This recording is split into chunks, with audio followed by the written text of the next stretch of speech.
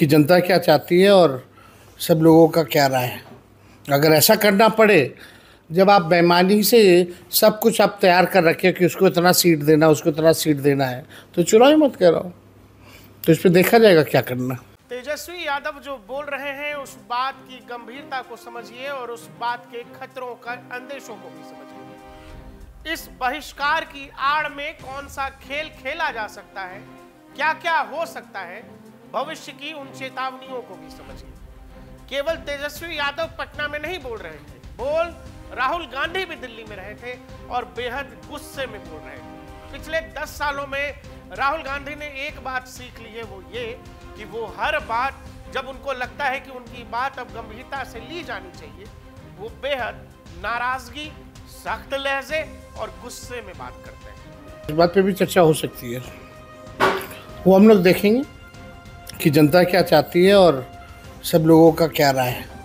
अगर ऐसा करना पड़े, जब आप बेईमानी से सब कुछ आप तैयार कर रखे कि उसको इतना सीट देना, उसको इतना सीट देना है, तो चुनाव ही मत कराओ। तो इस पर देखा जाएगा क्या करना। And this is one thing, right? Voter deletion, voter addition, new voters who are 18, who are way above 18. So we have caught them. Okay, and I want to send a message to Election Commission. Yes, sir. If you think you're going to get away with this, if your officers think you're going to get away with this, you're mistaken. You're not going to get away with it. लोकतंत्र में जनता का भरोसा हो, जनता उस लोकतांत्रिक प्रक्रिया में भाग भी ले रही हो, लेकिन लोकतांत्रिक प्रक्रिया में पॉलिटिकल पार्टी ही जब ये कहने लगे कि नहीं नहीं हमको भरोसा नहीं है, नहीं नहीं ये अच्छा नहीं हो रहा, और ये तमाम वो पॉलिटिकल पार्टियां हैं जो लंबे समय से चुनाव में हार रही हैं। ये वो पॉलिटिकल पार्टियां हैं जो तमिलनाडु में जीत जाएं तो ईवीएम ठीक रहता है, इलेक्शन कमीशन बहुत अच्छा रहता है, वेस्ट बंगाल में जीत जाए तो ईवीएम और इलेक्शन कमीशन सब ठीक रहता है, अमेठी में जीत जाए, रायबरेली में जीत जाए, पंजाब में जीत जाए, ईवीएम और इलेक्शन कमीशन ठीक रहता है, वायनाड की जीत पर भी ईवीएम ठीक रहता है। लेकिन अंदेशा ये कि संभवतः आने वाले चुनाव में अब हार मिलने वाली है। 2024 लोकसभा चुनाव के नतीजों के बाद शहडो पीएम बन के घूम रहे थे।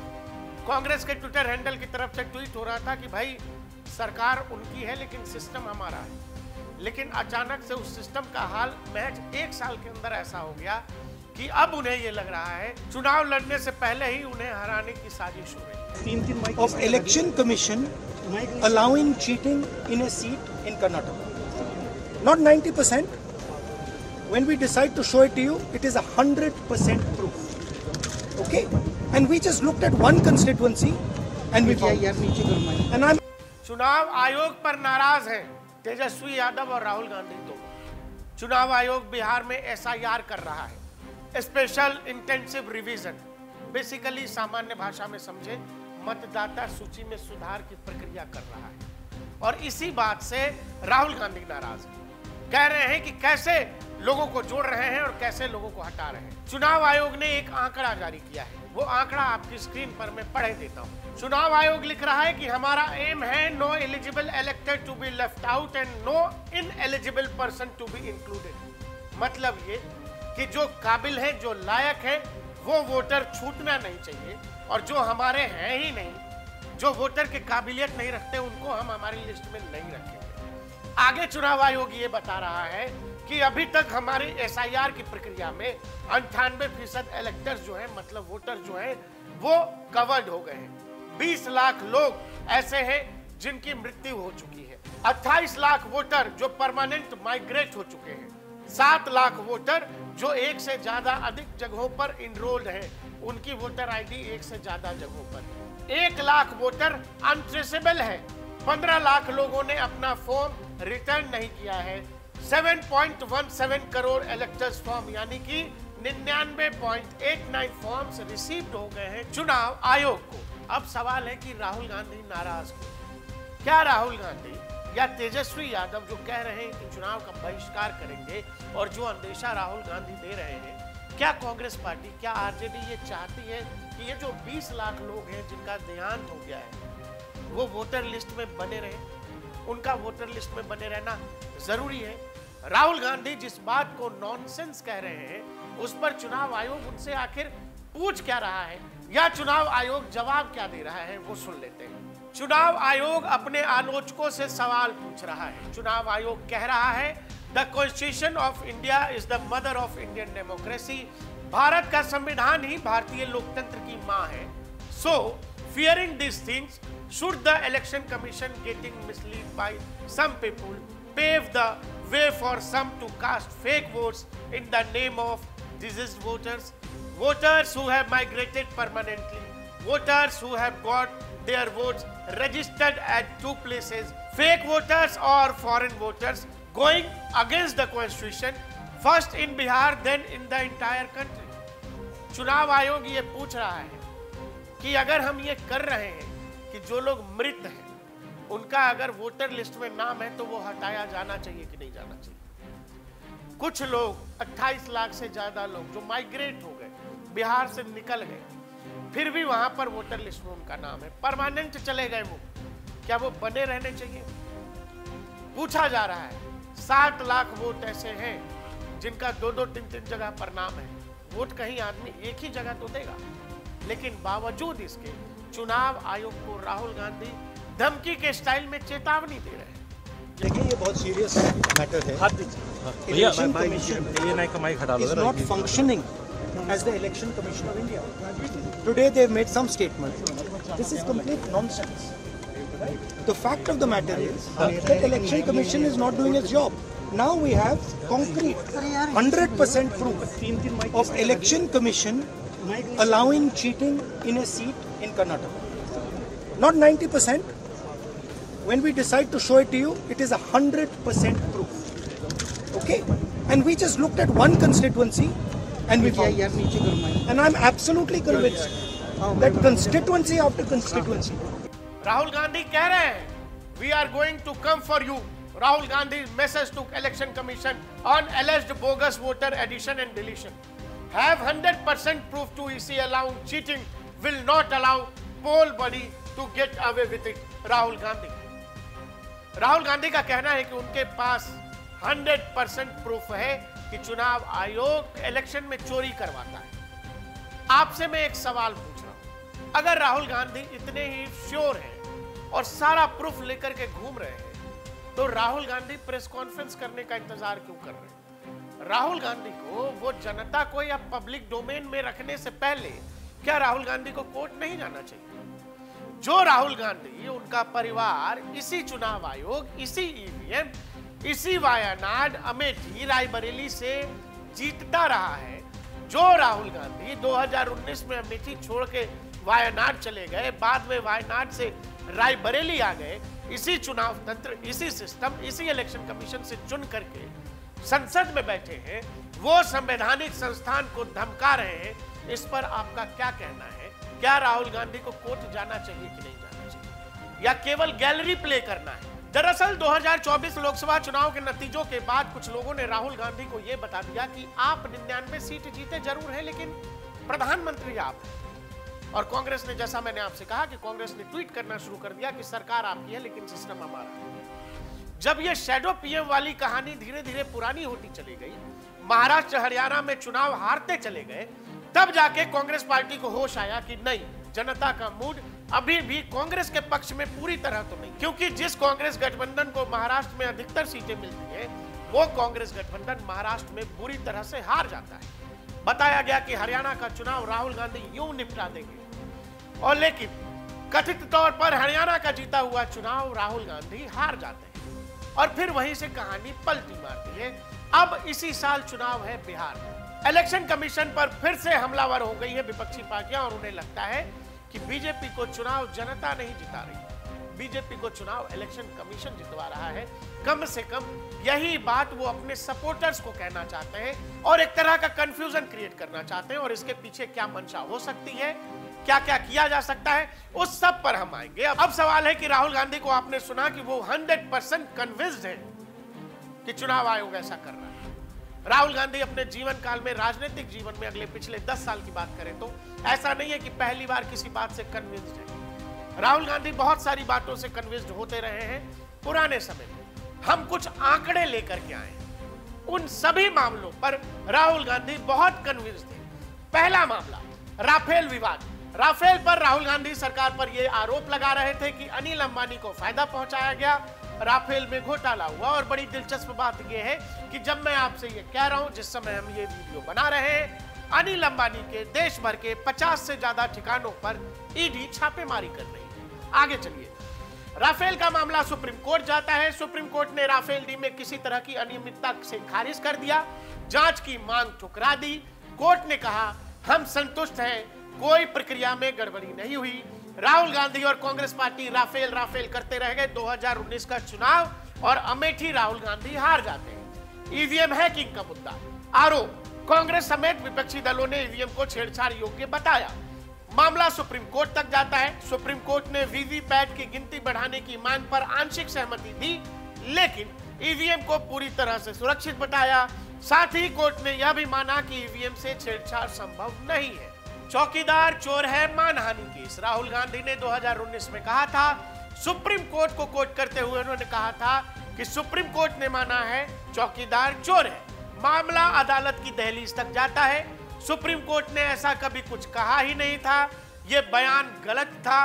कोर्ट ने राहुल को इस बयान के लिए माफीनामा देने को कहा। राहुल ने सुप्रीम कोर्ट में बिना शर्त माफी मांगी। पेगासस स्पाईवेयर विवाद, राहुल गांधी का बीजेपी और मोदी सरकार पर यह आरोप था कि सरकार पत्रकारों और नेताओं की जासूसी करा रही है। इवन उन्होंने कहा कि मेरे भी फोन में पेगासस है। मामला सुप्रीम कोर्ट में जाता है। सुप्रीम कोर्ट ने जांच के लिए समिति बनाई, लेकिन कोई निर्णायक सबूत नहीं मिला। अदालत ने पेगासस को लेकर सरकार को क्लीन चिट जैसी स्थिति में छोड़ा। जब राहुल गांधी से उनका फोन मांगा गया, वो सारे नेता जो पेगासस चिल्ला रहे थे, बोला गया कि भाई साहब दीजिए, फोन दीजिए, तब तो चेक करेंगे।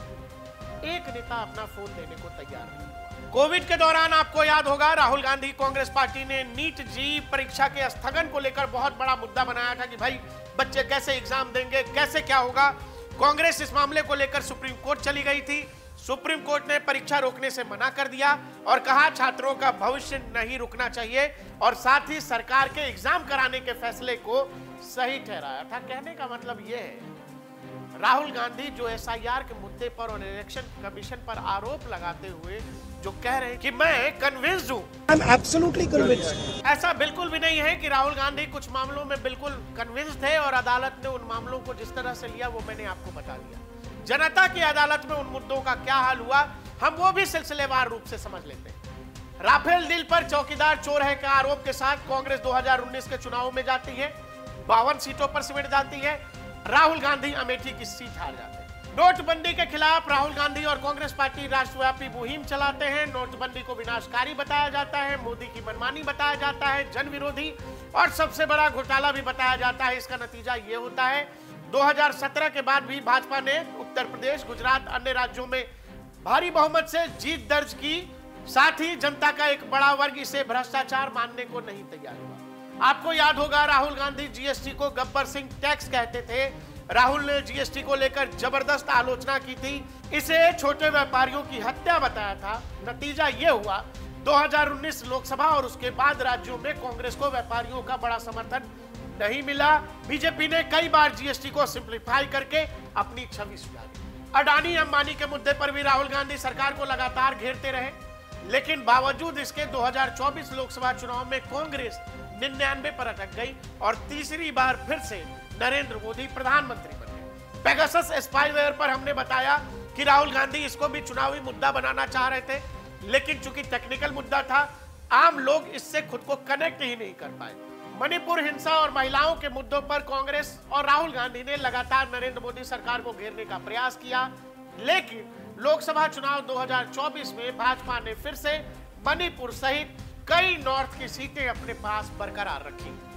जो राहुल गांधी और कांग्रेस या और विपक्षी पार्टियां ईवीएम पर सवाल के साथ साथ आजकल इलेक्शन कमीशन के एसआईआर पर सवाल उठा रही हैं, स्पेशल इंटेंसिव रिवीजन पर सवाल उठा रही हैं, यही तमाम पॉलिटिकल पार्टियां 2017 में भी ईवीएम पर सवाल उठा रही थी। इलेक्शन कमीशन ने एक बहुत बड़ा ड्राइव निकाला, बोला आओ, क्योंकि इनका यह था कि जी हैक हो सकता है। इलेक्शन कमीशन ने आमंत्रण दिया, खुला आमंत्रण कि आओ और हमारे डिवाइस को हैक करके दिखाओ। एक आदमी नहीं पहुंचा था किसी भी पॉलिटिकल पार्टी का। तो कहने का मतलब यह है दर्शकों, ये पूरी कहानी ठीक वैसी है जैसा मैंने आपसे बोला कि इलेक्शन कमीशन और ईवीएम कश्मीर में ठीक है, झारखंड में ठीक है, केरल में भी ठीक है, तमिलनाडु में भी ठीक है, हिमाचल में ठीक है, झारखंड में ठीक है, वेस्ट बंगाल में ठीक है, पंजाब में ठीक है। लेकिन वहां ठीक नहीं है जहां दूसरी विचारधारा या दूसरे लोग जीत रहे हैं। जनता आपको बार बार नकार रही है, लेकिन आप दोष ढूंढ रहे हैं ईवीएम में और इलेक्शन कमीशन में। आखिर यही पॉलिटिकल पार्टियां या तेजस्वी यादव या राहुल गांधी के पास इस बात का क्या जवाब होगा कि जो इलेक्शन कमीशन या ईवीएम बीजेपी या नरेंद्र मोदी सरकार के इशारे पर काम कर रही है, तो फिर इस बात का क्या जवाब है कि जिस मोदी सरकार ने 400 पार का नारा दिया वो 240 पर ही क्यों अटक गए? कम से कम 300 कर लेते, जब पूरा सिस्टम ही अपने अंडर में है। 300 कर लेते, 350 कर लेते, चलो कुछ नहीं 272 कर लेते, 240 पर क्यों रुकते? इसीलिए आपको यह समझना पड़ेगा, ये जो बार बार ईवीएम का राग, इलेक्शन कमीशन का राग, ये इसीलिए उछाला जाता है ताकि जो अपने समर्थक हैं, जो काडर बेस है, उसको ये बताया जा सके, उसके दिमाग में ये डाला जा सके कि देखो हम जीत रहे थे, देखो हमारी पार्टी जीत रही थी, लेकिन इलेक्शन कमीशन ने, चुनाव आयोग ने और ईवीएम की वजह से हम हार गए। तेजस्वी यादव का यह कहना कि वो चुनाव का बहिष्कार करने का विचार कर रहे हैं, फिर राहुल गांधी का यह कहना कि हम आ रहे हैं, हम छोड़ेंगे नहीं, हमारे पास सबूत है, ये कुछ इशारा वैसा कर रहा है जो कुछ बांग्लादेश में हुआ। बांग्लादेश में क्या हुआ? बांग्लादेश में शेख हसीना की सरकार जब लगातार साल दर साल चुनाव जीतती चली गई, अपोजिशन के लोगों ने यही कहना शुरू कर दिया कि शेख हसीना चुनाव में चोरी कर रही है, शेख हसीना चुनाव में धांधली कर रही है और धांधली की वजह से बार बार शेख हसीना चुनाव जीत रही है। उसके बाद बांग्लादेश में क्या हुआ ये सबको पता है। शेख हसीना अपना देश छोड़कर हमारे यहाँ रुकी हुई, लेकिन जिस समय बांग्लादेश में ये सब हो रहा था, हमारे यहाँ के कुछ नेता क्या कुछ कह रहे थे, क्या अंदेशा जता रहे थे, क्या चाहत बता रहे थे, ये जब आप समझेंगे तो फिर आप भविष्य की उस चेतावनी की तरफ अपना ध्यान दे सकते हैं जिस बात का अंदेशा मैं जताने जा रहा हूँ। तेजस्वी यादव का कहना कि हम बिहार चुनाव का बहिष्कार करने का सोच रहे हैं, ये कहानी यहाँ नहीं रुकने वाली है। ये कहानी बस इसीलिए है कि शायद इन पॉलिटिकल पार्टियों को ये लग रहा है कि अगर बीजेपी 240 पर रुकने के बाद भी महाराष्ट्र में चुनाव जीत जाती है, हरियाणा में चुनाव जीत जाती है, जम्मू में अच्छा प्रदर्शन कर जाती है, तो अगर बीजेपी बिहार जीत गई तो फिर 2029 में भी बीजेपी को रोकना मुश्किल है। इसीलिए शायद कोई गेम प्लान है कि यहीं से कह दो चुनाव में चोरी होता है, इलेक्शन कमीशन चोरी करवा रहा है, हम चुनाव नहीं लड़ेंगे। और ये कहानी उसी तरफ जाती मुझे दिख रही है जो मैंने आपसे बांग्लादेश का जिक्र किया। मणिशंकर अय्यर ने जिस समय बांग्लादेश में शेख हसीना के घर में उग्र भीड़ घुस रही थी, उस समय मणिशंकर अय्यर का बयान आया था जिसमें उन्होंने ये कहा था, uprising in India, Manishankar Iyer says Bangladesh and India situation comparable. एक ही जैसा सिचुएशन है जो बांग्लादेश में है, और मतलब कि चुनावी धांधली को लेकर ये 2024 में कहा था जिस समय बांग्लादेश की घटना थी। सलमान खुर्शीद कहते हैं, बड़े नेता हैं कांग्रेस के, उन्होंने कहा था what is happening in Bangladesh can happen here. मतलब ये कि बांग्लादेश में जो कुछ हो रहा है, सड़कों पर हिंसा, आगजनी, तबाही, बर्बादी, प्राइम मिनिस्टर हाउस में भीड़ घुस गई, कुछ वैसा भारत में भी हो सकता है। अंदेशा वही। कांग्रेस के नेता हैं मध्य प्रदेश के, इनका कहना था one day people will storm PM Modi house like Bangladesh, says Congress leader। Bangladesh में वहां की ऑपोजिशन के पास कोई रास्ता नहीं बचा था, वहां की जनता बार बार शेख हसीना को चुन रही थी। बाद में ऑपोजिशन ने कहा कि ये चोरी करती है, ये कोई चुनाव ठीक से नहीं करा रही और इसीलिए हम आंदोलन करेंगे। आंदोलन, कथित आंदोलन जो छात्र आंदोलन था, वो अचानक से एंटी हिंदू राइट्स में तब्दील हो गया। बांग्लादेश की हालत आपसे छुपी हुई नहीं है। यूनुस पिछले 1 साल से बैठा हुआ है, बांग्लादेश की अर्थव्यवस्था चौपट है, कहानी खत्म है। लेकिन मैंने आपसे ये सब इसीलिए बताया क्योंकि ऐसे बहुत सारे लोग हैं जो 1 साल पहले भी ये कह रहे थे कि बांग्लादेश में जो हुआ वो हमारे यहाँ भी हो तो अच्छा हो। बांग्लादेश में जो हुआ वो कैसे शुरू हुआ था, मैंने आपको बताया कि वहां की भी ओपोजिशन का यही आरोप था शेख हसीना की सरकार पर कि आप इलेक्शन में चोरी करते हैं। और ये कहानी हमारे यहाँ लंबे समय से चल रही है और मुझे इस बात का अंदेशा बहुत पहले से है। हमने पहले भी जिक्र किया है कि अब पॉलिटिकल पार्टियां उस रास्ते पर जा रही हैं कि जहां कोई ओपोजिशन की पार्टी चुनाव हारेगी, वो कह देगी कि ये चुनाव में चोरी हो गया, ये चुनाव में इलेक्शन कमीशन ने धांधली कर दी, ईवीएम टेम्पर्ड हो गया। इन आरोपों को लेकर देश को सुलगाने की एक कोशिश होगी। बिहार में इस पूरी कहानी का पहला लिटमस टेस्ट होने जा रहा है। भारतीय लोकतंत्र के लिए आने वाला समय बेहद संवेदनशील होने जा रहा है। नेताओं को ध्यान से सुनिए, उनके बयानों को परखिए और खुद ही एनालाइज करिए कि कौन क्या करना चाहता है, क्योंकि देश के लोकतंत्र के लिए केवल इलेक्शन कमीशन या ईवीएम ही जिम्मेदार नहीं, देश की लोकतांत्रिक प्रक्रियाओं और संवैधानिक संस्थाओं पर भरोसा रहे, इसके लिए नागरिक की भी जिम्मेदारी है। देश का लोकतंत्र हमसे आपसे है, किसी मशीन से नहीं। पहले चुनाव बैलेट से भी हुआ करते थे, बाद में ईवीएम से भी होने लगे। अगर ईवीएम वाली तमिलनाडु की सरकार अच्छी है, केरल की सरकार अच्छी है, वेस्ट बंगाल की सरकार अच्छी है, पंजाब वाली सरकार अच्छी है, तो ईवीएम से चुनी गई बाकी सरकारों पर यही नेता फिर क्यों सवाल उठाते हैं? जो लोग आज बहिष्कार की मांग कर रहे हैं वही तेजस्वी यादव ईवीएम से चुनकर विधायक बने। जो राहुल गांधी चेतावनी दे रहे हैं कि हम आ रहे हैं, वो राहुल गांधी रायबरेली से ईवीएम से ही चुनाव जीतकर संसद पहुंचे। जो राहुल गांधी वायनाड छोड़कर रायबरेली आए, वहां से उनकी बहन प्रियंका गांधी जब चुनाव 4 लाख वोटों से ज्यादा से जीतती है, तो उनको भी वही ईवीएम जिता कर भेजता है। सवाल यह है कि भरोसा कहीं है और दूसरी जगह नहीं। मीठा मीठा गप गप, कड़वा कड़वा तो पॉलिटिकल पार्टियों को देखकर कुछ ऐसा ही लग रहा है कि जनता क्या चाहती है और सब लोगों का क्या राय है। अगर ऐसा करना पड़े, जब आप बेईमानी से सब कुछ आप तैयार कर रखे कि उसको इतना सीट देना, उसको इतना सीट देना है, तो चुनाव ही मत करो। तो इस पर देखा जाएगा क्या करना।